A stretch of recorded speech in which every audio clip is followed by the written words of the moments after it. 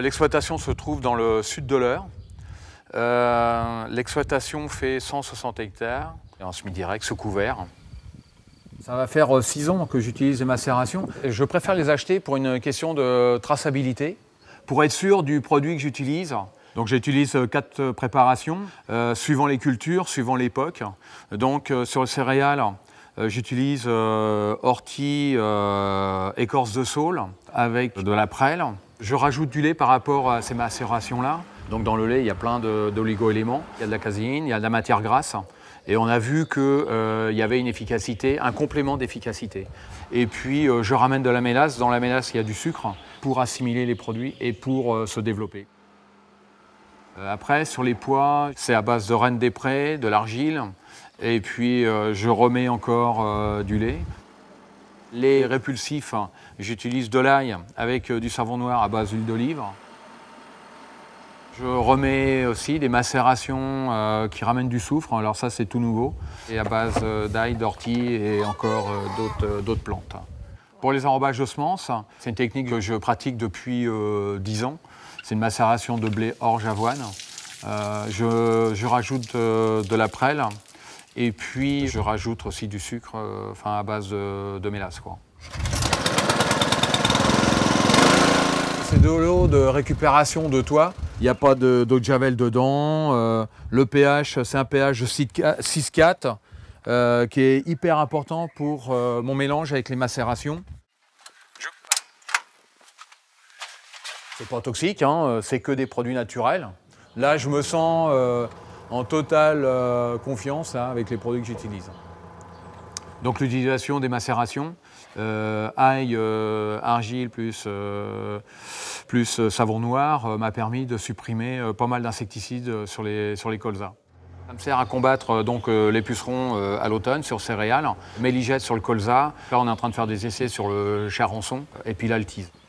Sur céréales, ça me permet de contrôler les rouilles, la septo, l'oïdium.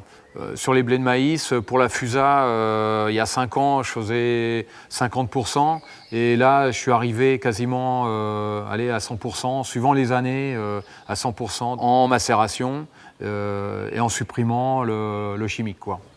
J'aimerais bien supprimer la partie soufre minérale qu'on peut amener pour voir au niveau économie ce que ça peut donner et tout ça. Tous les ans, je fais des bancs de témoins pour contrôler si mon système est viable.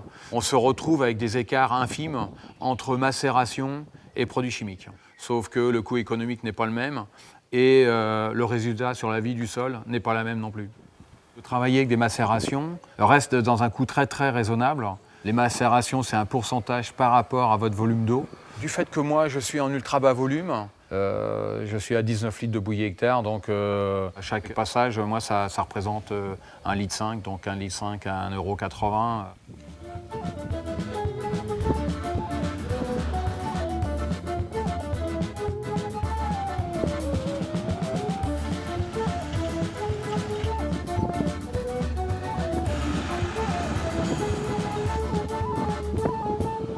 On ne prend jamais le temps d'expliquer ce que l'on fait aux gens et tout le monde pense qu'on ne fait que des pesticides et en fin de compte, la preuve que non, on sait travailler autrement.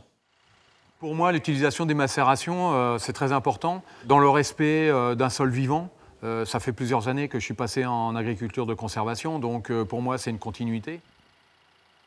On nous a retiré la consoude parmi nos préparations de macération, quoi.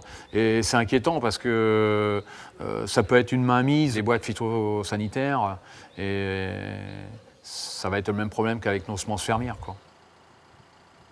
Il faut préparer nos jeunes qui vont reprendre nos exploitations à déjà savoir travailler avec ça et que nos sols soient déjà prêts à travailler avec ça. Mais c'est un tout en fin de compte. Voilà. Quand on passe aux macérations, il faut être prêt quand même. C'est un grand pas hein, vers l'avenir.